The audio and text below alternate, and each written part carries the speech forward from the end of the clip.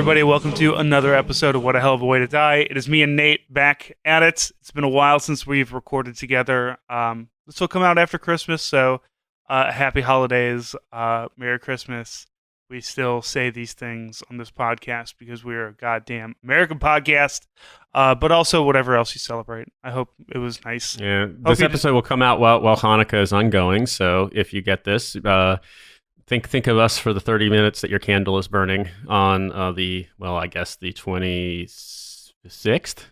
Also British Boxing Day, so this is your opportunity to go celebrate with your neighbors and tell them about this great military podcast you listen to. So Nate, let me ask you something before we go on. Do you remember the gas station Amoco? Yeah, I do. Yeah, okay. So the logo of it was like a burning oil lamp. So St. Louis is home of the world's largest Amoco sign, because why wouldn't we be? And it turned into a BP, and it's going back into being Amoco because BP does not have great great press. What with the big oil spill 10 years ago and whatnot. So they're rebranding as Amoco, and they've redone the logo and everything. And yesterday I saw it be a part of a Hanukkah menorah, and I was just like, I don't know how to think about that. And you are much more Jewish adjacent than I am, so I don't know how, like, a company that produces oil, like, I just imagine a company like that being like, the Jews, they only had oil for one day, but it burned for 8. With Amoco, you'll never have that problem.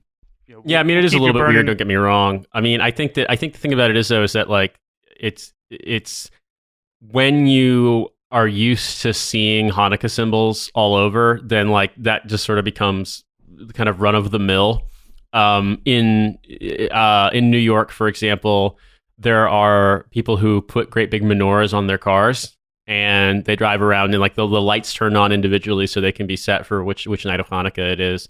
So, I mean, I suppose Amoco doing that is a little bit weird, but I mean, I don't even know if it was Amoco. I don't know. Somebody may have just taken a picture and superimposed a menorah on it. Yeah, good point. So, I mean, it could be worse. There was, I think it was Target, but it might have been somewhere else, like Home Base or something like that, had, like, a kind of, how you see that style of kind of like sans serif font, left justified text. It says, like, for Christmas, it would be something like, carols and cheer and ornaments and lights and stuff like that, and each word is on a separate line.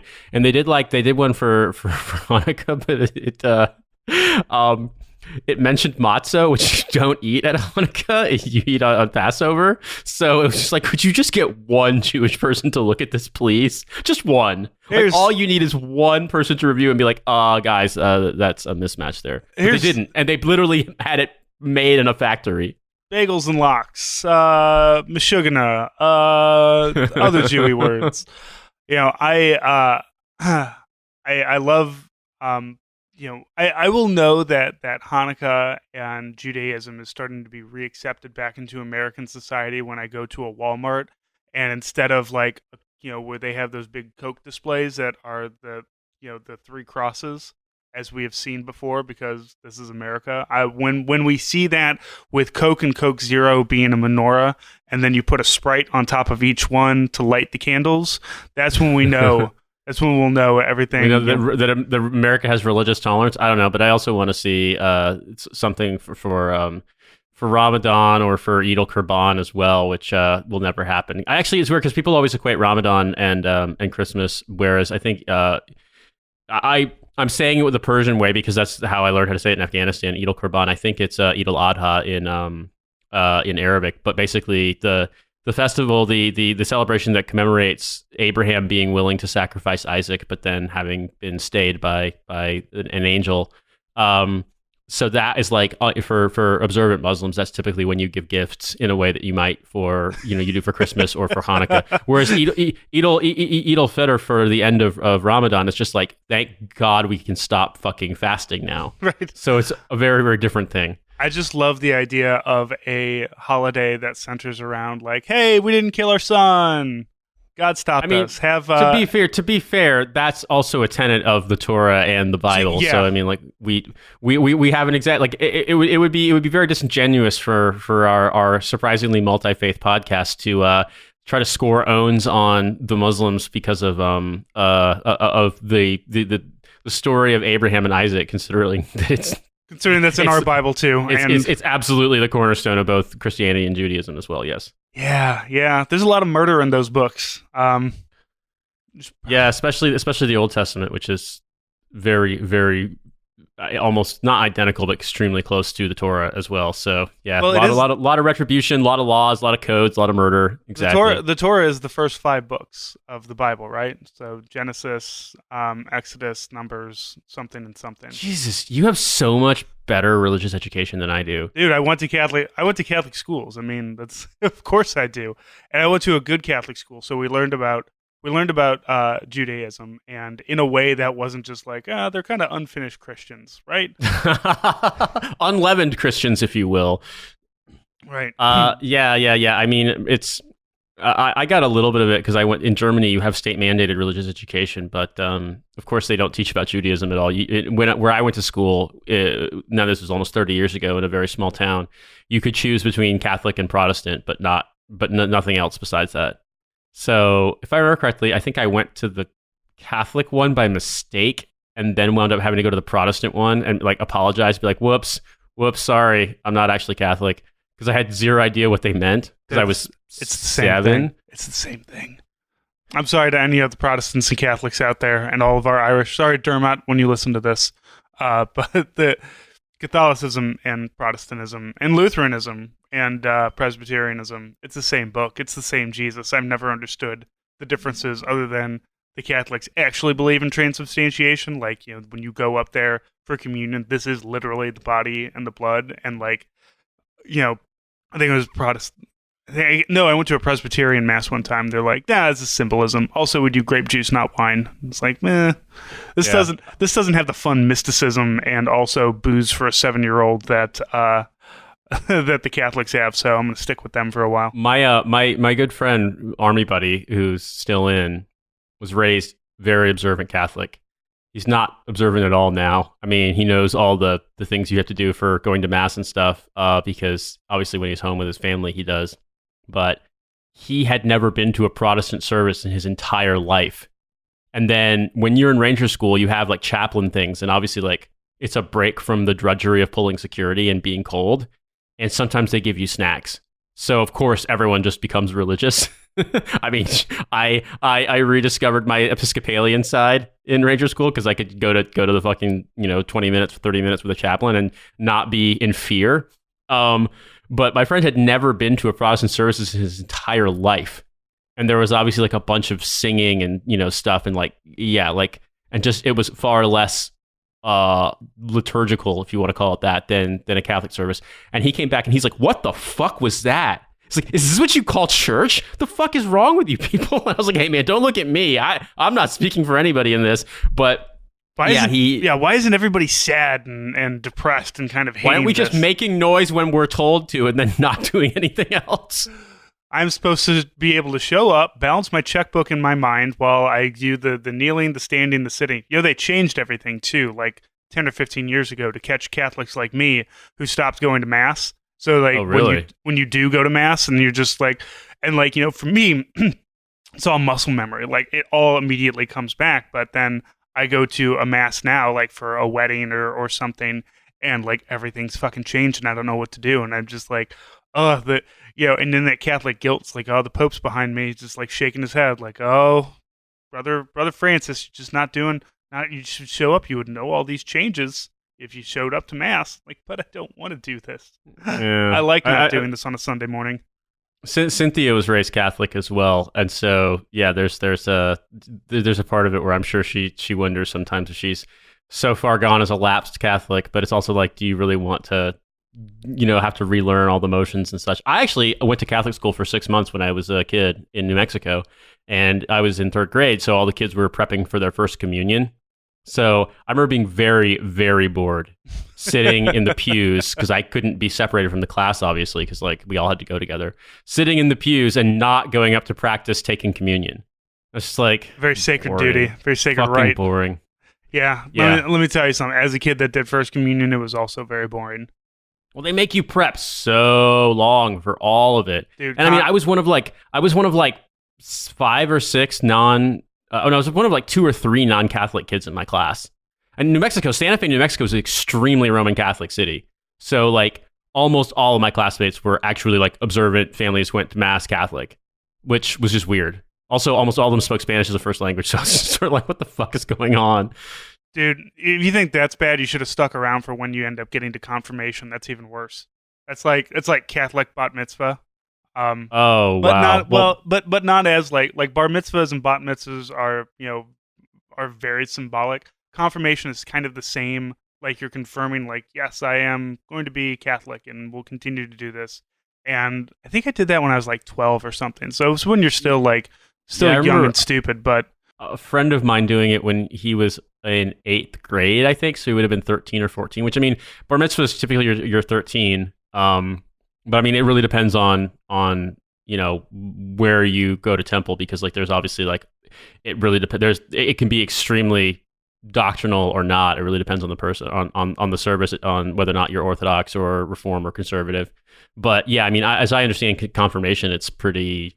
There's a lot of confirmation classes one has to go to before one does it. there's so much. Like I'm glad I didn't get married in the Catholic Church, dude. That's like an entire other like class. Catholics love going to classes. They love they had Thomas Aquinas and they just never got over that. And they're just like, we just constantly have to go to church, go to school constantly. Like I've heard story like depending, like you can go on like couples retreats, but like in normal society where like you before you get married, you generally like live with your significant other, probably have had sex first, as most people do, other than the most the most Catholic of them all. But there's these retreats, man, and you don't even get to, like it's like you're separated by gender and you got to go to your like barracks rooms with like all the men. I just like I don't like hanging out with a bunch of army dudes very often, but I can kind of get into that. Like you all sit around, you start swapping war stories, somebody breaks out a flask and it's fine. I can't imagine doing that with a bunch of Catholic dudes about to get married. Like that just sounds like the most horrific thing in my entire life. Well, So I mean, I'm you glad know I don't what? do that anymore. For the day after Christmas, this has been our interfaith podcast. However, since we're talking about the American military and veterans, there's a particular strain of thought we probably want to talk about, which is insane Christian dominionist evangelical Christianity as represented by State Representative Matt Shea from Washington State, who apparently is a member of an organization that wants to foment an armed coup to overthrow the U.S. government and then rule America by the Bible. Nate, I believe we've mentioned this on the podcast before, but like, if you want to find your most insane politicians, you only have to look towards the state legislation, because like when you get to a federal level, you have to kind of be normal. You can't be, because you're trying to appeal to say a state senator. You got to appeal to an entire state. So there's people like in Missouri, there's our rural areas, and then there's our cities. And some might say that Josh Hawley, our senator here in Missouri, is kind of crazy, but like for all intents and purposes, he's not as crazy as the guy that said that a woman's body has a way of shutting things down there when she's being raped, that she won't get pregnant, because that was also a Missouri boy. And also Josh Hawley has done one or two halfway decent things. So this is a Washington state, and I say, Washington state libertarians just kind of hit differently. I don't know what it is. Well, I'll tell you, Washington is a unique state in the sense that you have very conservative suburban people outside of the Seattle-Tacoma area, in the suburbs of Seattle near to Olympia. And then you have Oregon-Washington border, which is pretty rural. And then you have everything east of the Cascades, which is like basically would be an appropriate place to set the next Red Dawn. So that's the state, the reputation of the state, basically solidly blue state, elects Democratic senators and mostly Democratic House reps. and has a Democratic governor. They legalized weed by referendum, and it went into effect in 2014.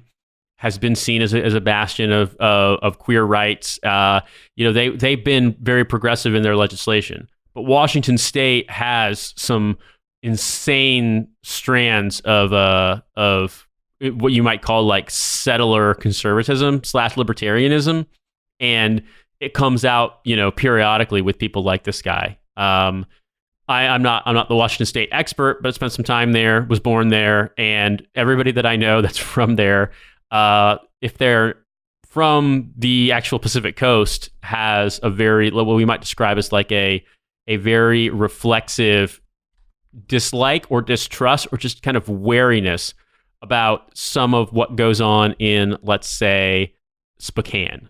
Or anybody who's in the Army in Washington had to go to Yakima for training. Also kind of insane. And as I'm saying, when you get over the mountains toward the east side of the state, let's just say it gets fucking weird.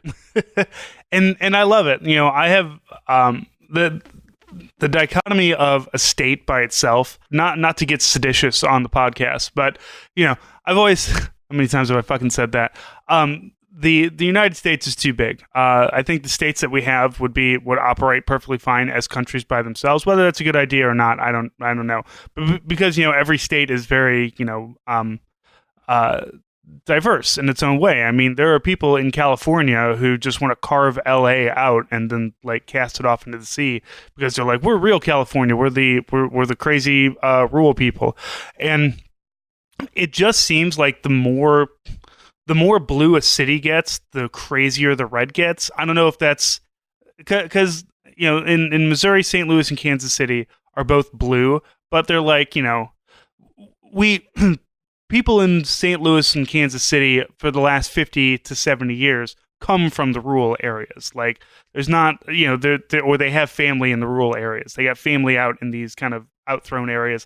So there is not to say that it's like, oh, we still got roots there, so we connect to it. It's basically like we have, residual racism that's come over. So we're still like, while we're blue, we're still a little bit red in that respect. So let's talk about some of the things that Matt Shea has said. Nate, before we were recording, you said a couple of things. Go ahead and let's talk about these things. Well, I mean, Matt Shea.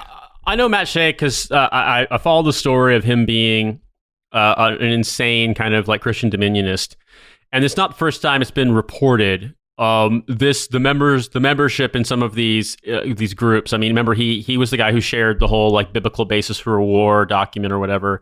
Talked about having a holy army, but him being a member of right-wing groups, or supposedly like suspected of being a member, has brought him to our attention. But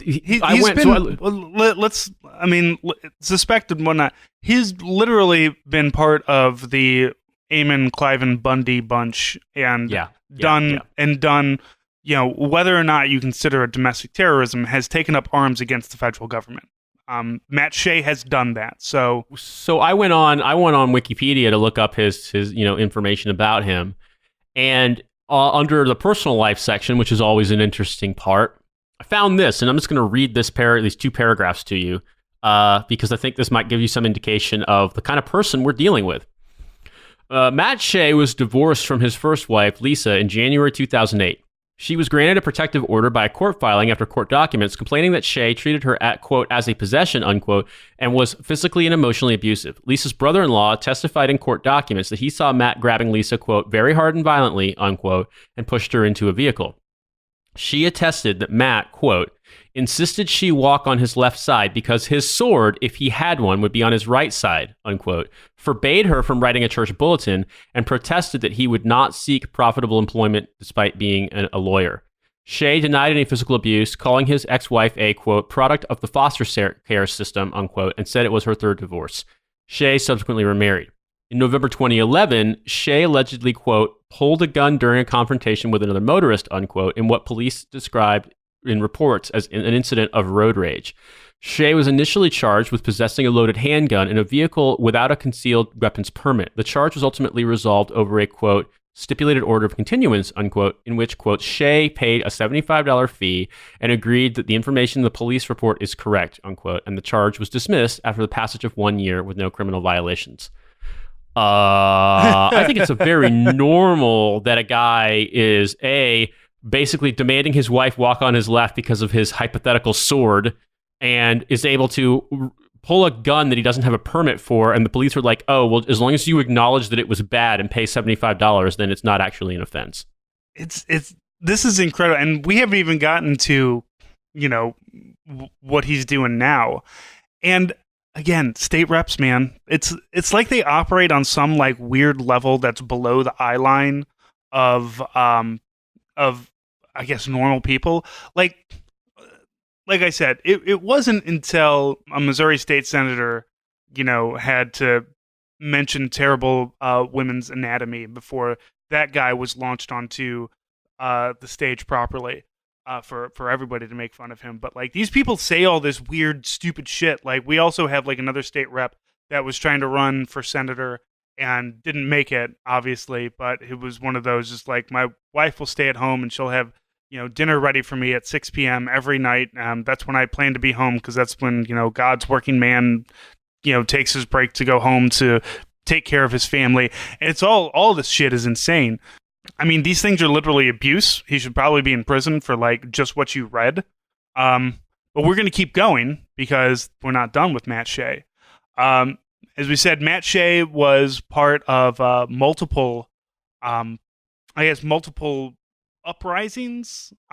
So the Bundy Ranch thing, where Cliven Bundy decided to graze his cattle on federal land and not pay taxes, which, whichever way you want to go with that, like, pay your fucking taxes.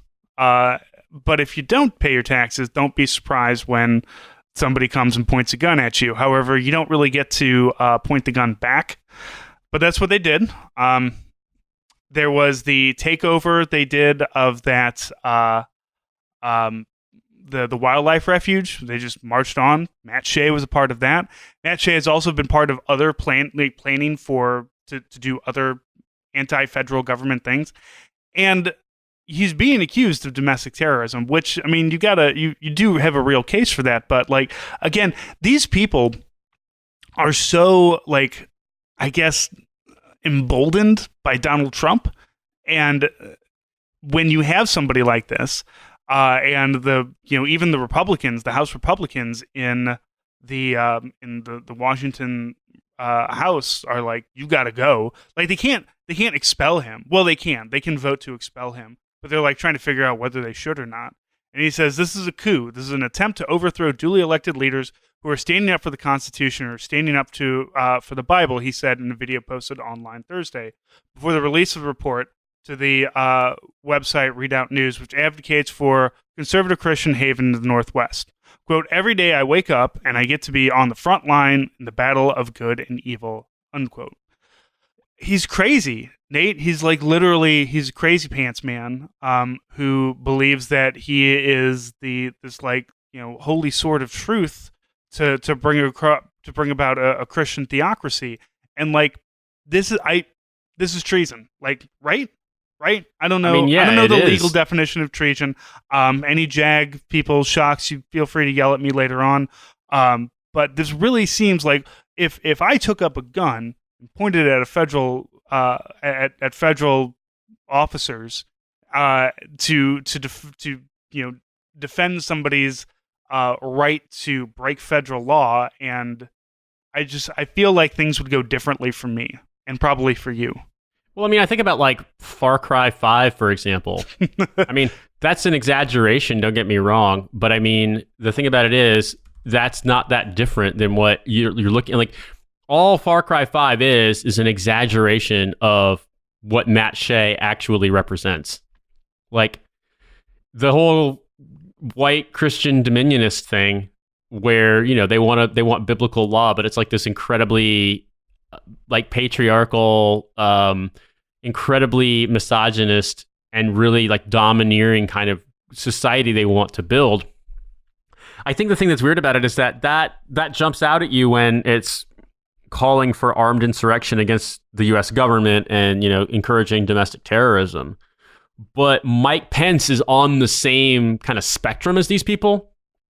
And, if you look at Mike Pence or Betsy DeVos or her brother-in-law, Eric Prince, or any of these Christian dominionist figures, they're not that far removed from this. They're just maybe a little bit smarter than this guy. And just as he's out here, complaining about how his wife doesn't respect his hypothetical sword, he's also dumb enough to, be involved publicly with these kinds of organizations without realizing that him being an elected representative makes him a much more public figure than your average crackpot white supremacist Christian in Eastern Washington. And I just think, as we've always said, hard right wing is a default. And this guy used to be in the military. Deployed to Bosnia, deployed to Kuwait. He was an officer, got out after 10 years as a captain. We're not sure if he was in the Guard the whole time or if he was active duty at some point. Given the time he commissioned back in those days, and given that he served in the Washington Guard in the Balkans and in Iraq, I'm going to guess he was not active duty, but I could be wrong on that. I mean, it was harder to get an active duty commission pre 9/11, and this guy sounds like a fucknut. So, I mean, you never know. Maybe he was, but it was more common to take a reserve commission in those days. So Representative J.T. Wilcox, who is the House Minority Leader, called for Shea to resign. He should resign. I've told people that if it was me, I would resign, Wilcox said in an interview. He said he's not sure how he would vote if there is a vote to expel Shea, and that he'd need to discuss it further with his fellow House Republicans. And then a little bit later on down here, Wilcox says, "It seems to me that who's in the legislation is up to the voters," Wilcox said. "I would rather we not start going down that road because I think it's a slippery slope that could be terrible for people on both sides." So there is, there's a plan. It's like, look, we can expel him out of the state legislation. It would take all of the Democrats and 9 Republicans to get the votes they need to basically kick Matt Shea out. Now, here's a real fucked up thing. There's like a weird double jeopardy clause in this, in which if Matt Shea gets kicked out and then gets reelected, they can't kick him out again for that. Like, he's just back in, which seems he would probably come back fucking more powerful than ever. Just come in with he'd probably actually start wearing a sword if he managed to get reelected. He's been elected 4 times. There's no reason to think he wouldn't be elected again. And he's one of those people that's in an area where when you're an incumbent, you're known, and there's no amount of primarying or having a Democrat or an independent run against you that's going to really work, because you're known, and people in those areas probably agree with Matt Shea. That's why he keeps getting elected, regardless of the fact that he keeps doing, treason, sedition, and domestic terrorism, whichever, pick your fucking flavor on that one. So I don't know, Nate. I mean, it seems like these crazy people are just never going. I mean, he's not going to leave on his own. We know that. He doesn't their Republican levels of shame are different. When Eric Greitens, the Missouri governor, resigned. Greitens, I'm surprised resigned because he was a huge Trump fan, and Greitens could have easily just done the, no, I didn't, do anything sexually untoward towards that woman. You can't prove a damn thing, and I'm gonna just stay here and be the governor and springboard myself into a more federal position later on down the road. But he didn't. He resigned after getting a lot of heat. But there is this increasing amount of increasing people who are elected both state and federal level who have just decided no, I'm just going to go ahead and do racism out loud and do sexism out loud because our president does it. So why shouldn't I do it? And I think that's what we're really seeing here. Steve King was the same. Isn't he still a state senator or a federal senator? I can't. Oh no, Steve King. Iowa. He's still a Iowa rep. Yeah, yeah. But he's a U.S. Congress representative from Iowa. Yeah. Right, or that one fucknut that liked to chase teen girls at the local mall, who managed to Oh, Roy Moore. Roy Moore, yeah, Yeah. I mean, he's no longer in any position, but yeah, he was slated to become a U.S. senator, and I mean, it was quite a close election. yeah, And who I do lost by think like a percent. So and he's gonna run again. I think when Doug Jones is up for re-election. And I mean, who knows? It's Alabama. He might legitimately win. fantastic hell world we have here. But this is why I always say, federally it's fine we all love Bernie. We want Bernie. We love the squad. But AOC represents New York's, a spot in New York City. She doesn't represent me. If you don't know, if you know who AOC is, but you don't know who your own reps are, your own state, federal level or state level reps and senators are, you're doing yourself a disservice. Not just because you should know who these people are and what they're doing, but also because they're probably kind of fucked up and it's funny. Yeah, man. I mean, to be honest with you, there's an extent to which I'm not surprised at all. And I think that the big thing here is that it doesn't do us any good to pretend this stuff doesn't exist, or that it's all just so clownish that it's going to be dismissed out of hand, or even more so that the people who vote for this guy deserve what they get under him. Because I think the big thing that's sort of the thing you learn from this is that if you're living in that part of Washington where he's from, even if you're not a Christian dominionist who wants to subjugate his wife under the power of your invisible sword, if you have a problem that you need the government's help to resolve, the state's government's help to resolve, that's your representative. That's the person you have to deal with. A person who thinks that, that any woman, the 1 in 3 women in America who will have an abortion in their lifetime deserves the death penalty, or that, gays deserve the death penalty, or that, I mean, I'm not putting words in his mouth here, but a lot of Christian dominionists believe a very strange, or perhaps what you might say is colonial era interpretation of the Bible that says that all non-white people have the mark of Cain and deserve to be subjugated by white people. That's your state rep. Imagine you needing some assistance from the state government and you have to go through that guy's office full of his, Far Cry 5 ass fucking staff. So the thing about it is that this stuff has to be opposed, but I also think that you shouldn't treat it like it's just a natural byproduct of America, and that, you'll always have these lunatic fundamentalists everywhere. Because if people accept that and say, oh, well, it's not my problem, these people should wise up, blah, blah, blah, then what you're effectively saying is well, it doesn't affect me in the place that I live, so the folks who suffer under this guy can just deal with it. Right. And I think it's a natural tendency. I mean, I noticed it here with Boris Johnson winning a majority in the British election, and the whole intensely headbanger pro Remain in the EU crowd has basically vanished into the night, almost like it was a rat fuck operation to stymie labor in the first place. But the comments that you have seen from some people are basically, okay, well, fuck you then. Enjoy your food banks and private healthcare. I live in London and I'm rich. Fuck you. And that's the same kind of argument as the people on the New York Times comment section on stories who are like, oh, well, if people in Kentucky wanted healthcare, they shouldn't vote Republican, blah, blah, blah. And without realizing that states like Georgia and Kentucky and Mississippi, I mean, Mississippi's a particularly bad one because they literally have mandatory vote share percentages for someone to win office. They make it incredibly hard for people to actually vote and for their vote to matter.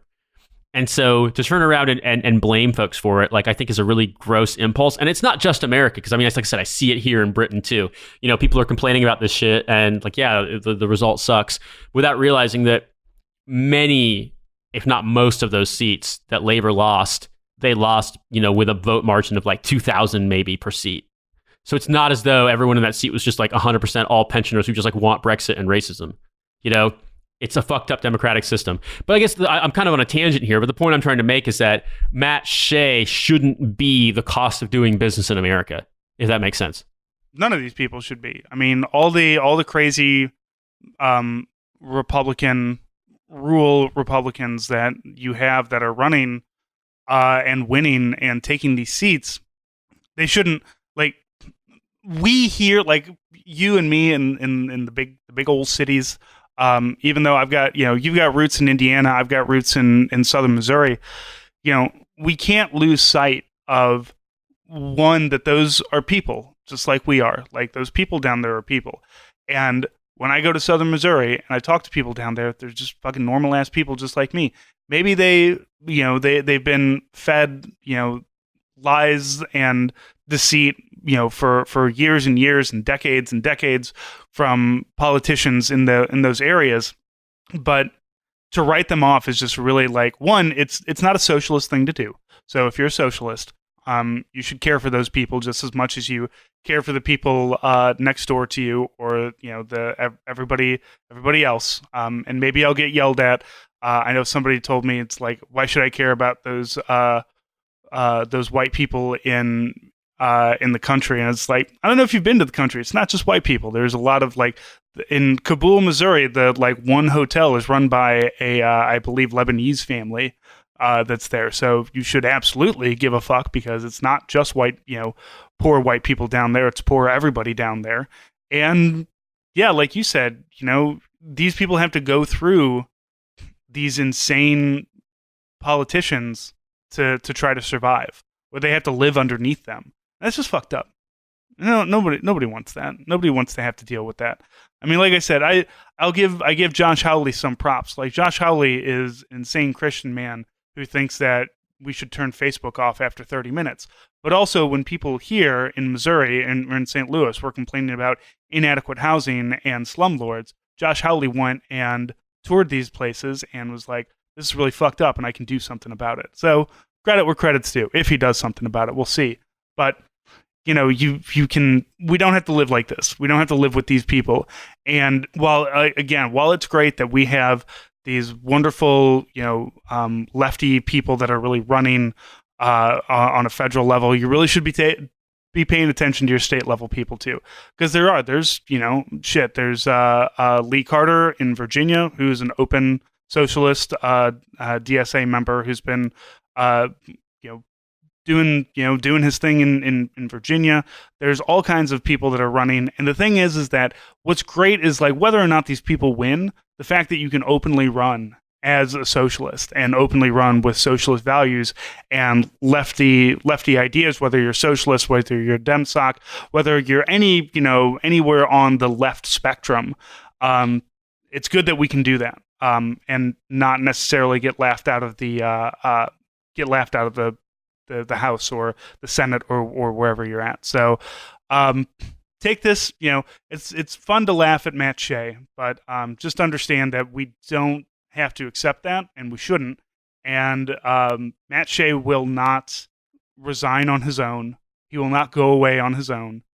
He's a person that has to be pushed out of the House, preferably out of a moving car, into a ditch somewhere. Yeah, well, I mean, that being said, props to people who are exposing his insane fucking white supremacist Christian Dominionist links. Although that may not necessarily be hard, since he doesn't seem to be very good at OPSEC. I don't think he cares. I think he's proud of it. Like, there's no, it's not, if he was doing OPSEC, he'd like wear a mask and be like, "Oh, I'm not here." But like, he's proud of what he does. Like, there's no shame for Matt Shea about being an outward white supremacist. I mean, I'm sure he doesn't even see it as that. He just sees it as, you're either Christian or you're not, and if you're not Christian, then I should be able to kill you for not being my brand of religion. And for people like that, that's what they believe is right. So to say he's bad at OPSEC is kind of taking away from, he's just good at being an asshole. Yeah, fair. Well, speaking of being good at being assholes, the U.S. Army has a really bad suicide problem for some reason, probably because they treat soldiers like shit. However, in my old stomping grounds of Alaska, not the post I was stationed at, but rather the one to the north of us at Fort Wainwright, there have been a large number of suicides, and the military is trying to figure out why and how to fend this off, how to reduce this, because it's a very, very harsh climate to live in. And I think in general, morale is down pretty bad, just given some of the problems the military is facing with op tempo and just like inability to respond to issues. But I want to read a couple paragraphs of this, and then we can discuss this. Because this is quite mad. Like, this is, wow, I sound British. This is pretty crazy. All right. Predictable time off, an intensive behavioral health program, vitamin D supplements, blackout curtains, a focus on empathy for soldiers facing legal action, and increased food allowance are among the initiatives Army Alaska is implementing after military medical experts surveyed 4,000 soldiers at Fort Wainwright in Fairbanks, Alaska this spring. A behavioral health study was launched after 5 soldiers died by suicide at the post between May 2018 and April 2019. Another 3 soldiers died this summer and fall in what have been classified as suicides. Army Alaska Commander Major General Peter B. Andresiak said in a telephone interview. 5 other deaths this year are still under investigation. That suicide rate stands out compared to the rest of the active duty Army, which had a rate of 29 suicides per 100,000 soldiers in 2018, according to the Pentagon's annual suicide report. I'm not going to do the math, but the idea that a post of 4,000 soldiers have potentially 13 suicides in the span of 1 year, that does not sound good, because let's just do the math mentally here. If it's 29 per 100,000 and you're basically almost at 29 per 10,000, that would seem to indicate that Fort Wainwright has a suicide rate of 10 times the normal rate of the Army, which is bad. Now these blackout curtains and whatnot. So I assume Wainwright is like way north in Alaska. Like, yeah, Fort Wainwright is basically, it's south of the Arctic Circle, but it's like one of the it's the furthest north city in Alaska that's like over the size of, I think, 50 or 60,000 people. I remember going there for work one time, and there's a Denny's in Fairbanks, and it's like the Denny's that's at the furthest north latitude in the world. As to my knowledge, there are some National Guard depots and like airfields and stuff further north than that. But as far as where that's Alaska Army National Guard, as far as where active duty soldiers get stationed, I do not believe there's anywhere further north than Fairbanks. And because the whole DEW early warning system has been shut down, so you don't have people in like the radar stations anymore. It's the only thing I can possibly think of that's worse than this would be Coast Guard people at like Attu or Adak in the Aleutian Islands. But the weather at Wainwright is insane. It's really hot in the summer. It's incredibly cold in the winter. Every parking space in public has an electric plug because you have to have an oil pan and battery heater, because in the midwinter, your car just won't start in those temperatures otherwise. In the summertime, horrendous problems with mosquitoes.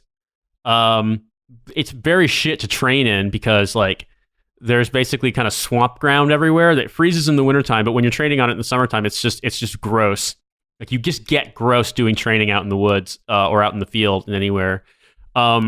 It's very dark in the winter time. I think it's worse than Anchorage. And Anchorage, if I remember correctly, was like sun came up at 10 and set at 4.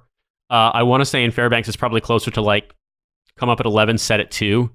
I know that someone posted a picture years ago of the winter solstice at noon in Fairbanks, and literally at noon, at the brightest time of day, the best way I could describe it is like 5 p.m. dusk looking. That's the brightest it was getting.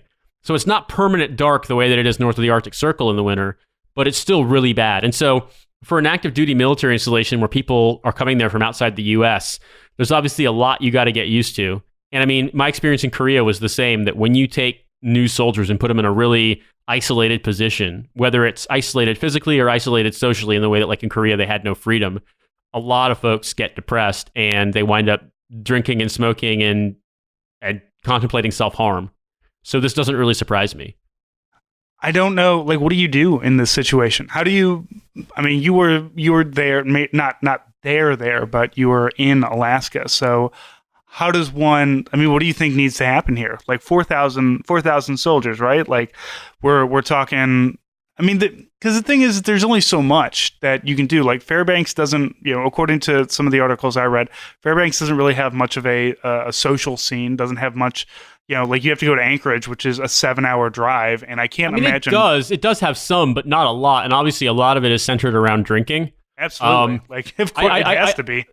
I mean, I think the best thing, like, obviously, it's really hard for me to look at this and say, okay, here's my, off the shelf solution. But I do think if you look at places in the world that have that societies that live in this climate, there's got to be a focus on reducing isolation, especially in the winter.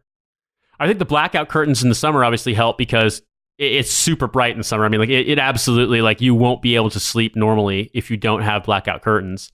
Um, I think in the wintertime, you've got to have, I think you need to reduce isolation. You need to make sure there's communal things going on. You need to not have it be like the harsh, shitty awfulness of normal army life. They've got to do things to keep people integrated.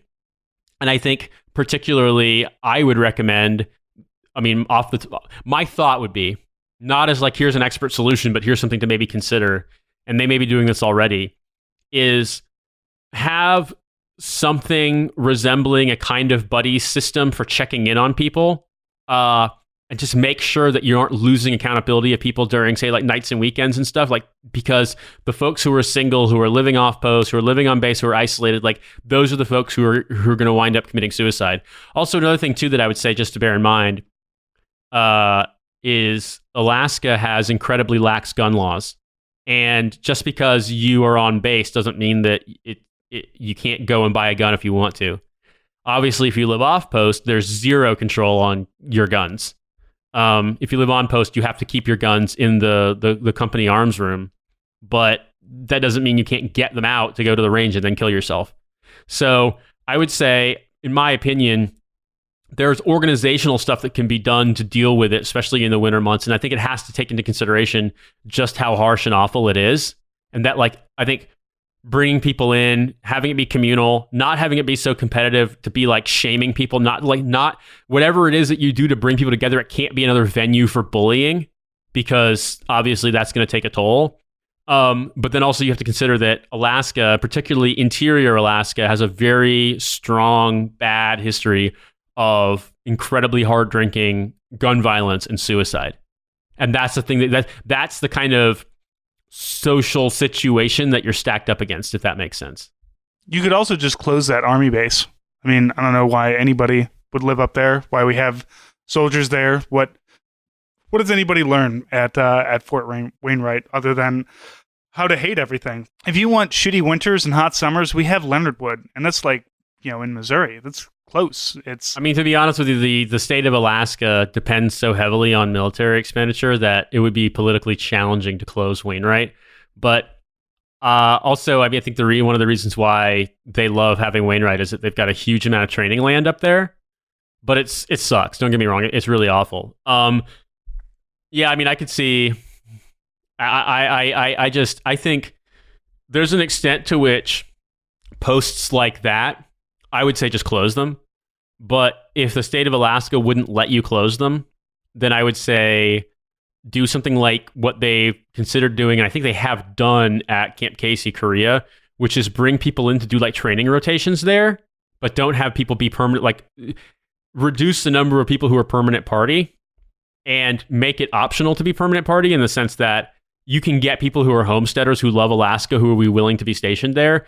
But like, if you're taking an 18-year-old from fucking, I don't know, San Pedro, California, and you're sending him to Fairbanks, Alaska, that's a recipe for bad things. Yeah, like kind of like a career rotation. Like, hey, you can stay there for a year or you can stay longer if you like. Some people love it there. Some people absolutely love it there. But the people who love it there wind up being folks who have families. Sure. Their kids like it. They get integrated in the schools. They really enjoy it. They like hunting. They like going snow machining. They like skiing or hiking or snowshoeing or whatever. They stay active in the wintertime, and they're social in the wintertime. If you're not, or you're living in isolation, it's just such an intense place, and the environment is so stacked against you.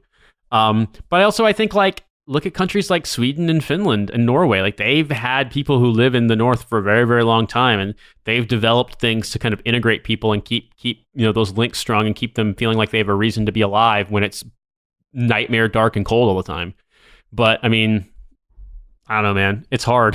Yeah, no doubt. I mean, and we certainly have, especially Americans, kind of, community is something that you have to like fight for. It's not like, 50, 60 years ago when everybody, not to be like, man, back in the day it was so much better, but like you had more communal stuff back then. I don't really, I know my neighbors, I know a couple of my neighbors, but I don't know my neighborhood. I don't know people in my neighborhood, and I don't want to for the most part because I get on nextdoor.com and I see that they're all insane and racist, so I don't really want to know them.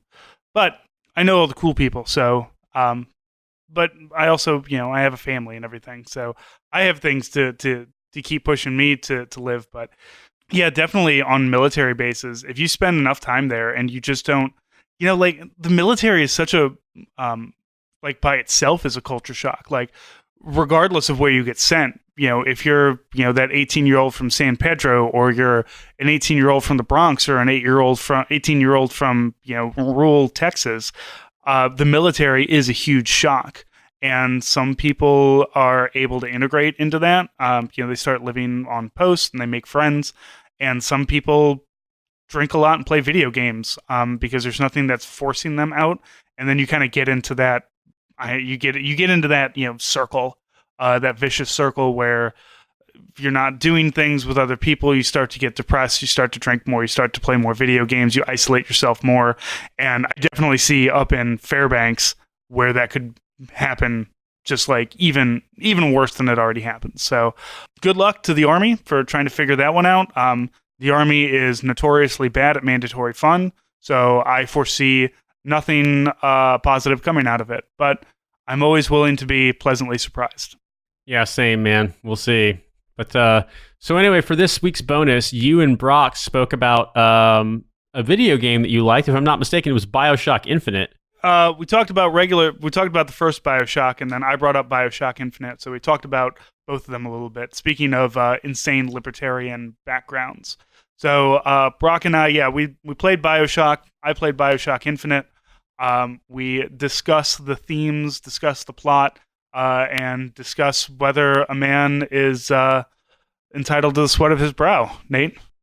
Well, I suppose we're going to have to find out, because we're just going to be living in hell world forever. But let's roll some of that. So, folks, if you are interested in hearing more about Brock and Francis discussing whether or not video games are fascist, you can hear it on the Patreon. And I will link to the full show in the show notes, so you can get that by becoming a subscriber. Yeah, so you're Jack. As we said, the game starts with you minding your business on an airplane, smoking a cigarette. The airplane crashes in the ocean. You're the only survivor.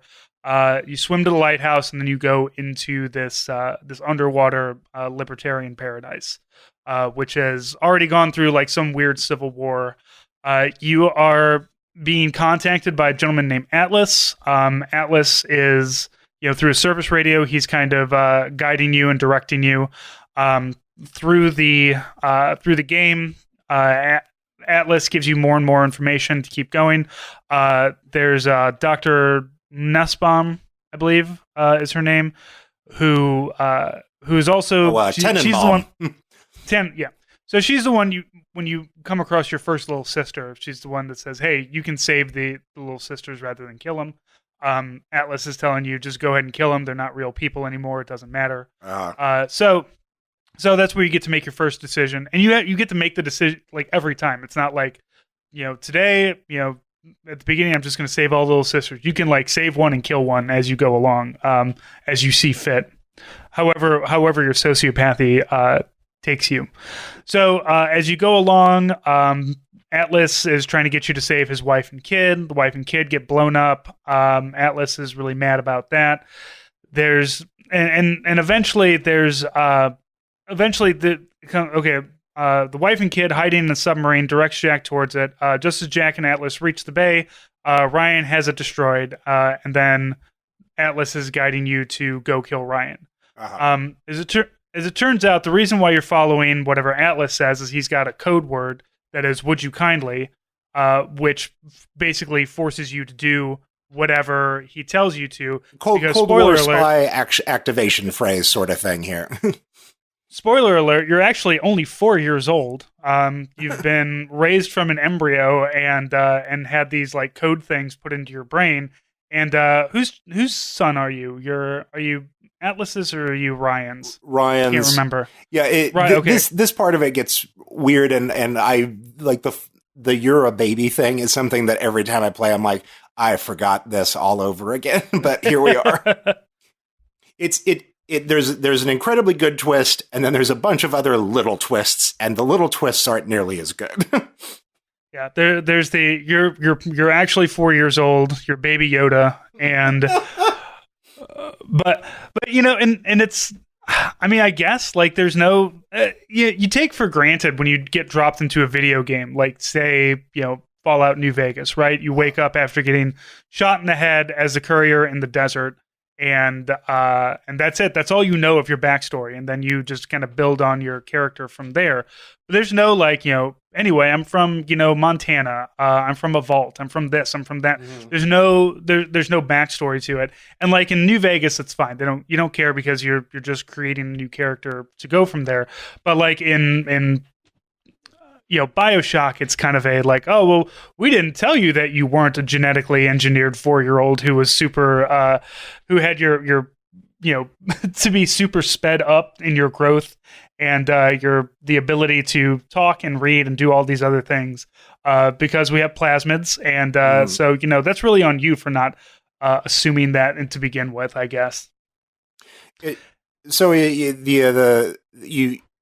There are very few actual characters that you encounter in this game that have like names. There's a lot of people and there's a lot of personalities, and every new part of Rapture is like there's a shopping district and then there's gardens, and everything comes with its new set of problems and new types of enemies.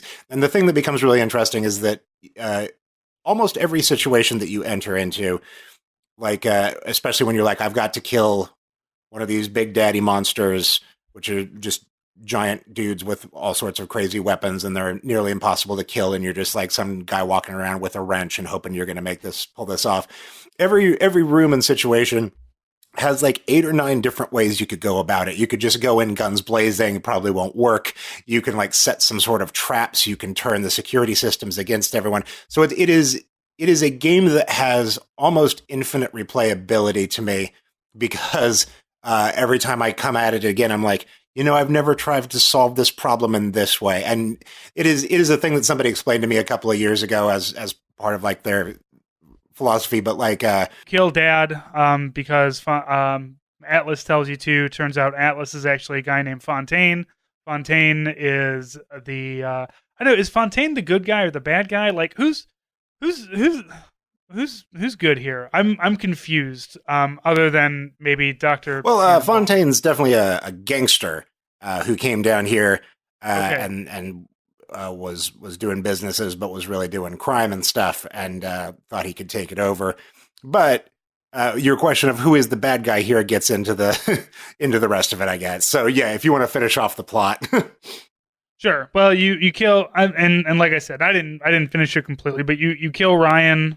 And then you kill, I guess you go and kill Fontaine. What makes it interesting, this is why I brought up System Shock 2 earlier as well, is that both of these games use this exact same device, and it works great every time because you don't see it, but like you basically think you're at the end of the game and you've beaten the bad guy, or you've reached your safety point and you've won, and that's nowhere near the end of the game. Like the twist comes, and then it turns out the guy that was helping you all along is the bad guy, and things get much worse from there. And he also injects himself with enough plasmids that he turns into basically a god.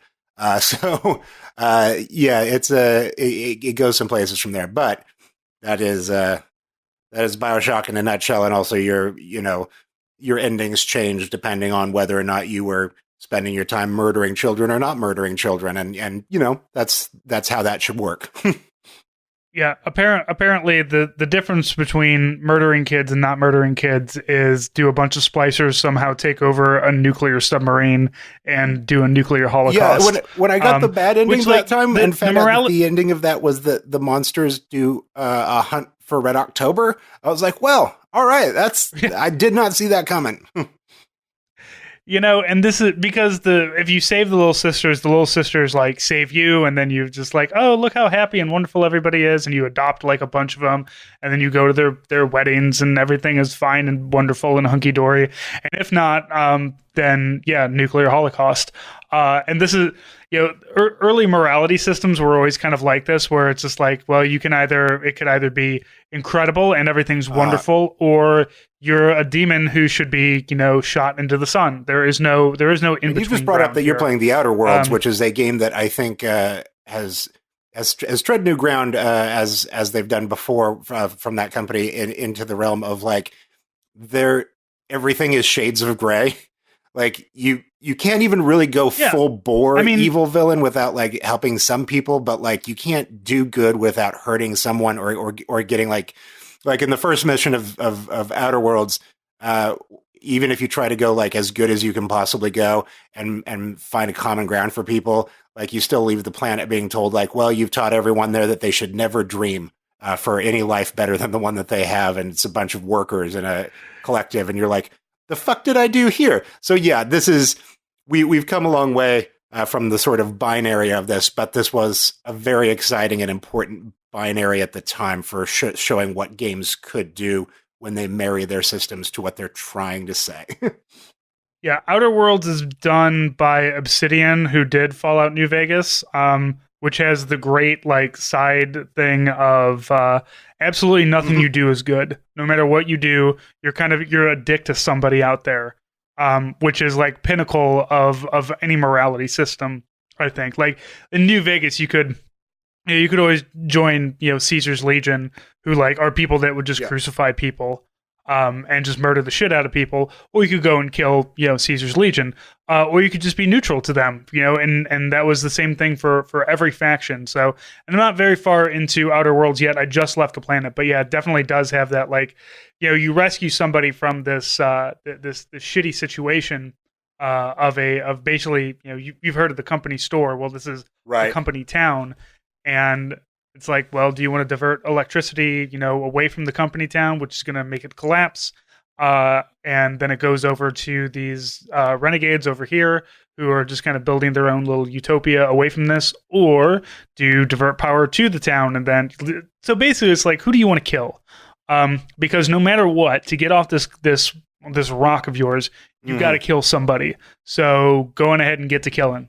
Just decide which one you want, and God help you from beyond that. That's a game that thematically it is a game where the bad guy is capitalism. It is just there's so much to say about that, and there's no way around it.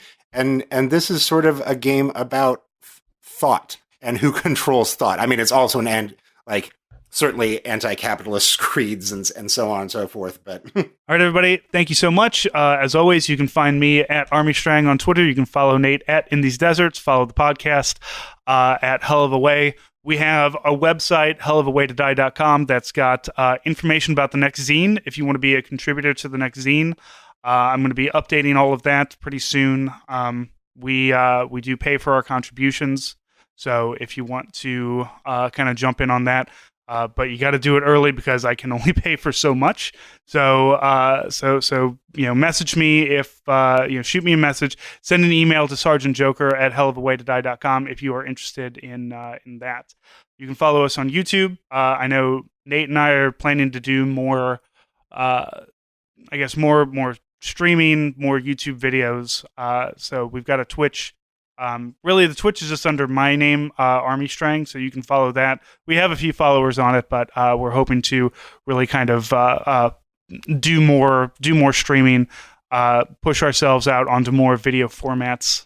Just to, it's 2020. It's time to really redo the brand, I guess, or at least pump it out a little bit more. So.